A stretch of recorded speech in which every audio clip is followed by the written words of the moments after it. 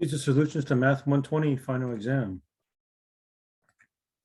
Number 1, distribute 6a minus 18 plus 2a plus 8 equals 2a minus 16. Combine like terms, 8a minus 10 equals 2a minus 16. Subtract 2a on both sides, 6a minus 10 equals negative 16. Add 10, 6a equals negative 6. Divide by 6, a is negative 1. And to double check that, plug in negative 1 here. 6 times negative 1 minus 3 plus 2 times negative 1 plus 4 is equal to 2 times negative 1 minus 16. This is 6 times negative 4, negative 24, plus 2 times 3 is 6, and that is equal to negative 2 minus 16, which is negative 18, so it works. Number 2, messed up here. Let x be the number of nickels, then x plus 7 is the number of dimes, because there are 7 more dimes in nickels. Every nickel is worth 5 cents, so 5x plus every dime is 10 cents. 10 times x plus 7 is equal to 160 cents. Okay, you could also work the problem out with 0.05 and 0.10 and 1.60. Then you would just multiply both sides by 100 and you'd end up with this anyway. But it's easier just to forget the decimals right away, go straight to cents. Distribute 5x plus 10x plus 70 equals 160, subtract 70, 15x equals 90, divide by 15, x is 6 nickels, and x plus 7 is 13 dimes. And a double check, we do have 7 more dimes. 6 nickels is 30 cents. 13 dimes is $1.30. Add them up, you do get $1.60. Number 3, slope is 4/5. Point is negative 310. Y minus y1 equals m times x minus x1. That's the same as x plus 3. Distribute y minus 10 equals 4/5 x plus 12/5. Add 10 in the form of 50 over 5 to get a common denominator. So y equals 4/5 x plus 62 over 5. Okay, and a quick double check, the slope is obviously 4/5. If you plug in negative 3, 4 times negative 3 is negative 12. Negative 12 over 5 plus 62 over 5 is 50 over 5 or 10. So it double checks. Number 4, multiply the top equation by negative 2. Negative 2x plus 6y equals negative 8. Leave the second equation alone. Add them up. 0 equals negative 7. That's impossible. No solution. Number 5, substitution. To second equation, subtract 5y. X is equal to 6 minus 5y. Plug that back right into here. So 3 times x, 6 minus 5y, minus 4y equals negative 1. Distribute 18 minus 15y minus 4y equals negative 1. Subtract 18 on both sides. Negative 19y equals negative 19. So y is 1. Plug back into here. X is 6 minus 5, which is also 1.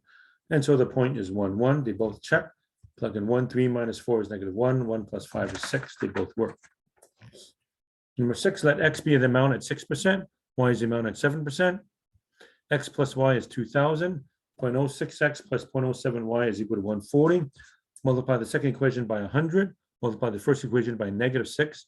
Negative 6x minus 6y is negative 12,000. And 6x plus 7y equals 14,000. Add them up, y is $2,000 at 7%, which means you have nothing at 6%. So basically, all of it is at 7%, which makes sense. I mean, you're going to invest the money, you might as well get the higher percent. So all the money was invested at 7%, or 2,000 at 7%, nothing at 6%. Number 7, this comes out to be x to the 11th. This is x to the 20th. And that comes out to be x to the negative 9, or 1 over x to the 9th. Number 8, factor by grouping. Take out an x here. These two take out a negative 2b. And then I take out the x plus 3a. So x plus 3a, x minus 2b. Double check with FOIL. X squared, there it is. Minus 2bx, there it is. Plus 3ax, there it is. Minus 6ab, there it is. Number 9, add 30 to both sides. So if I add 30, I have x squared plus 11x plus 30 equals 0. Factor in x plus 5, x plus 6 equals 0. So either this is 0, a negative 5, or this is 0, negative 6. Number 10, we had a problem like that earlier. So the denominators factor into x plus 1, x plus 5, and x plus 1, x plus 4. This side needs x plus 4 over x plus 4. This side needs x plus 5 over x plus 5. So I have my common denominator, distribute out the top, 4x squared plus 16x minus 3x squared minus 15x. Comes out to be x squared plus x. The top factors into x times x minus x plus 1. Cancel x plus 1. Final answer of x over x plus 4, x plus 5. 11, multiply both sides by 3x to get rid of the fractions. 3 plus 12x equals 7x. Subtract 12x. 3 equals negative 5x. Divide by negative 5. X is negative 3/5. to double check, 1 over negative 3/5, it means the reciprocal of negative 3/5 is negative 5/3 plus 4, which is 12/3, that is equal to 7/3, so it does check. Okay, number 12, the distance for both up and downstream is 8 miles per hour. Let x be the speed in still water. Upstream, you're losing 2 miles an hour, so x minus 2. Downstream, you're gaining 2 miles an hour, so x plus 2. And distance equals rate times time, therefore time is d over r. 8 over x minus 2, 8 over x plus 2. You should show me this box. And so 8 over x minus 2 plus 8 over x plus 2 is equal to 3.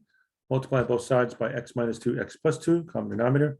So this first fraction, x minus 2 cancels out. I have 8 times x plus 2, plus 8 times x plus 2 cancels out x minus 2.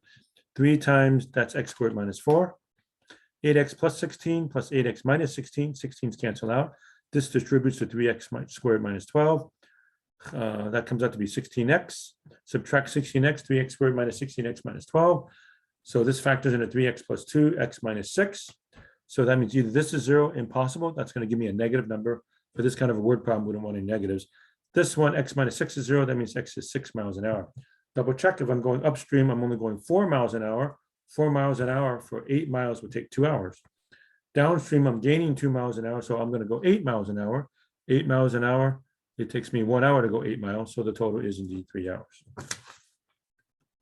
13, radical 12, make it radical 4 times 3.